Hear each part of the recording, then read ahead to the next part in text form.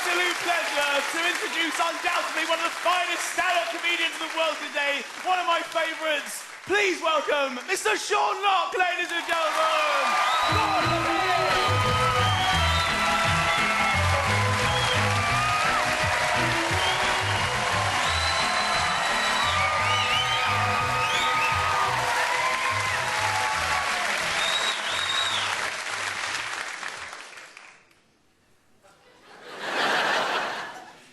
Did you know that sharks will only attack you if you're wet?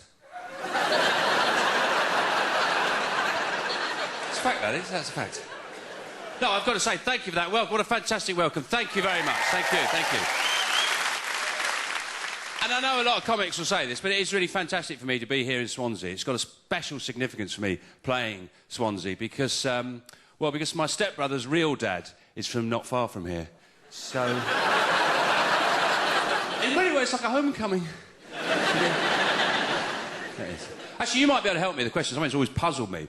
About Tom Jones. You know Tom Jones? You know he sings that song, It's Not Unusual. And he goes, it's not unusual to be loved by anyone. Blah, blah, blah, blah. And then he goes, it's not unusual to find out I'm in love with you. Whoa, whoa, whoa, whoa, whoa, whoa, whoa, whoa, whoa, whoa, whoa, whoa, whoa, whoa, whoa, whoa, whoa, whoa, whoa. You know that second bit? Is that Welsh?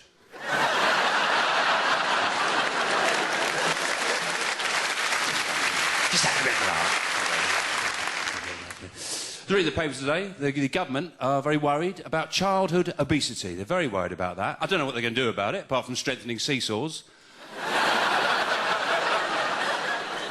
I don't really know what they can do. You know? The weird thing is, have you noticed, a lot of these obese children, a lot of these obese kids, they wear trainers. That's odd, isn't it? You know? And I don't think they're doing it ironically. You know, they're going, ha ha ha. What am I like?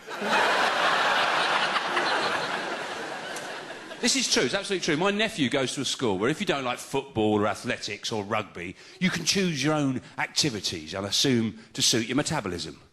And if I was the larger child, you know, which I think is the nicest way of putting it, if I was the larger child, I'd choose falconry. Yeah. It's perfect, isn't it? Just standing in a field, with your arm out, waiting for the falcon to bring you some titbits. Oh, thanks for that. Now, get nachos. You've got to be very careful what you say. You know, on television, you can't allowed to swear. He said, OK, fair enough, you know, that's fair enough. I said, I might have to change some material, but I said, you know, it's fine, you know. So here goes. Robbie Williams, right? What a nincompoop. Oh, he's such a nincompoop, isn't he? In fact, I go as far as to say he's a flipping nincompoop. The twat.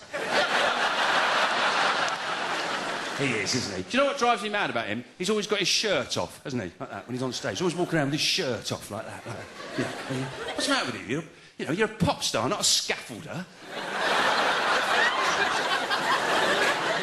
He's walking around. If he could, he'd stick his cock in all our faces, wouldn't he? And you, and you, and you, and Robbie Williams.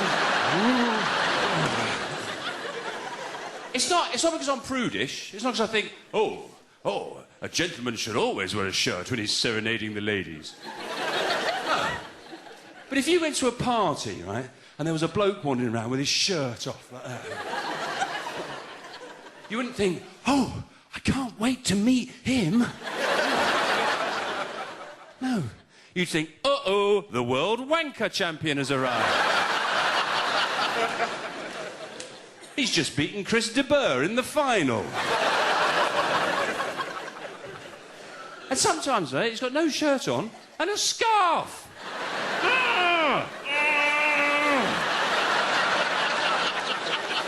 Someone who's got no shirt and a scarf has spent a little too long getting dressed, I think. Trying on shirts, tucking it in, tucking it on, I don't like that one, put that one on, no, I don't like it. Oh, I just won't wear anything. Ooh, bit chilly, put scarf on. Well, maybe I'm being harsh on him. Maybe it's just because, right, he's using the wrong fabric softener. Yeah. Probably a cap full of Febreze in his wash. Turns out he's a great bloke. Yeah. You don't get punchlines like that every day, do you? I don't get a lot of stuff nicked. There you go. Now, one of the great things about doing this job, travelling around the country, you get to see what people think about stuff. And one of the things I'm quite interested in at the moment is how people feel about the environment. Is that something you care about here in Swansea? Yeah, oh, well, that's good. That's very positive. That's very upbeat. But no, I do. I mean, I do. I really care a lot. I'm quite interested as to why some people really, really care and other people couldn't give a shit, do they? They don't care at all. They just don't care. Some people, quite happily, they'd fly to the shops, wouldn't they?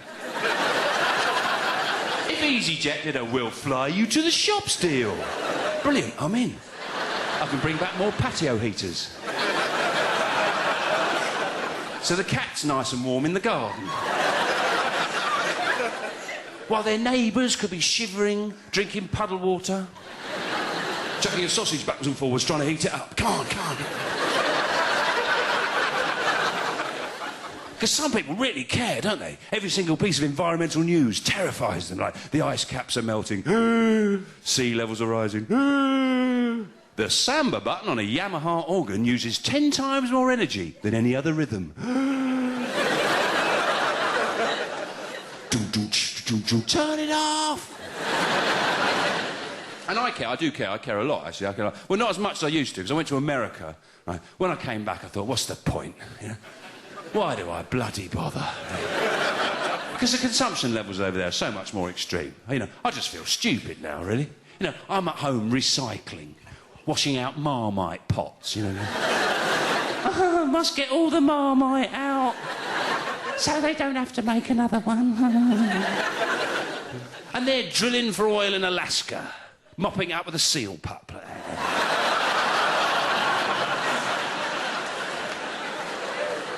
I just feel stupid. I feel like I've turned up at an earthquake with a dustpan and brush.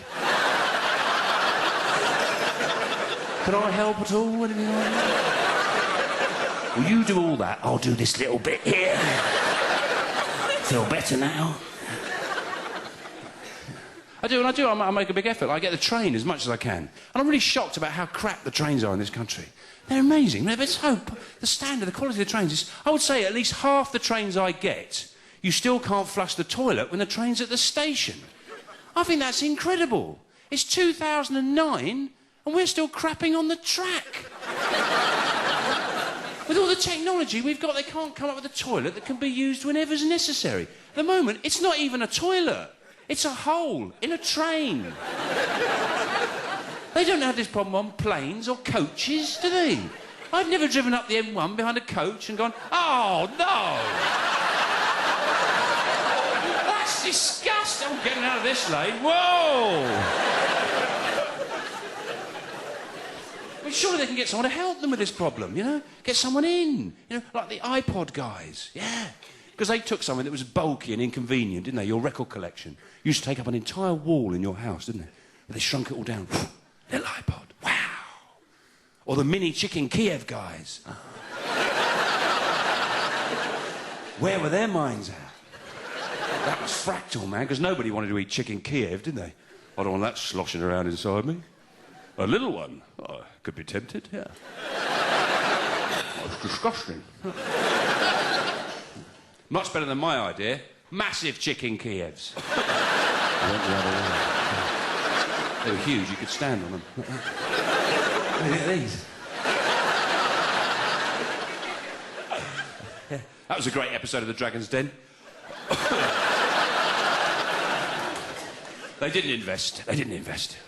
Because I love that show, but they hardly ever invest in anything, do they? They just go, it's rubbish, you're mental, go away, you're a loony. You know? So I don't think they should do, because if you look in the shops, right, there's so many weird, stupid products for sale which people are quite happy to buy. They should probably let most of the stuff through. You know? I mean, there's a lot of products out there. I think that wouldn't get through the Dragon's Den. You know, if you went on the Dragon's Den and said, I've got this idea of these little castles, right, and they go in goldfish bowls. The goldfish, he's got a little castle to swim around. They'd go, what a goldfish got to do with castles? You're mental, you are. That's like putting an anchor in a rabbit hutch. What's the matter with you? But I bet if you sold them in pet shops, say, what's that? Oh, it's an anchor for your rabbit hutch. I don't want one of those, yeah. He loves that anchor. Pebble dashing. If you went on the Dragon's Den, said, I've got this idea. You know your lovely brickwork? Yeah? I'm going to cover it all in cement and stones. So your house looks shit. Yeah. With the added bonus, you don't get burgled.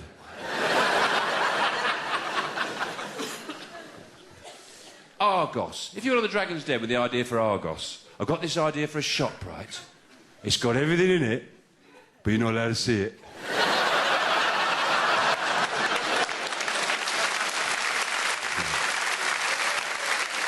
You've been a fantastic crowd. Thank you very much. And good night. Thank you.